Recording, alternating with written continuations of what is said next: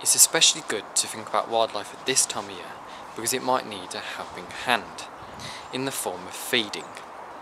Leave food out for foxes and badgers, though at this time of year, badgers are going to be spending a lot of time underground. If you see a hedgehog, don't be afraid to pick it up, put it in a box and get it to your nearest wildlife sanctuary or rescue centre. If you don't know where that is, Google it or ask your local RSPCA if they'd be able to help you. Feeding wildlife can be fun and rewarding, so get children involved. Feeding birds is one of the easiest things you could do.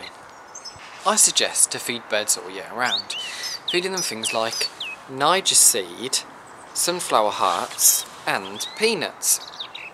With sunflower hearts, you can put them straight onto a bird table or into a tube feeder.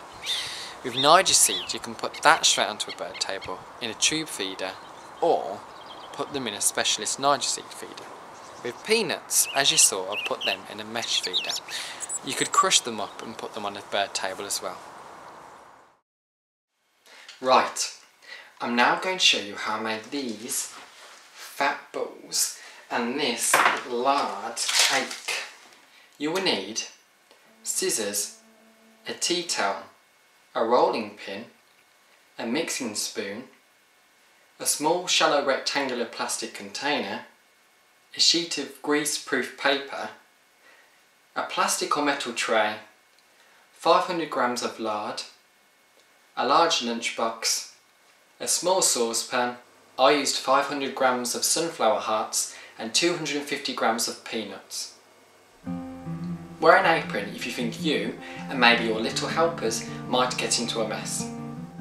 Step 1. Cut enough grease-proof paper to line the inside of the small plastic container and then set them aside. Step 2. Put the peanuts in a tea towel and then with the tray underneath, crush the peanuts with a rolling pin. Then put the peanuts into the lunchbox and then add the sunflower hearts. Step 3. Melt the lard in the saucepan and as soon as it's melted, pour it over the bird food. Give it a good stir so that all the bird food is coated well. Step 4.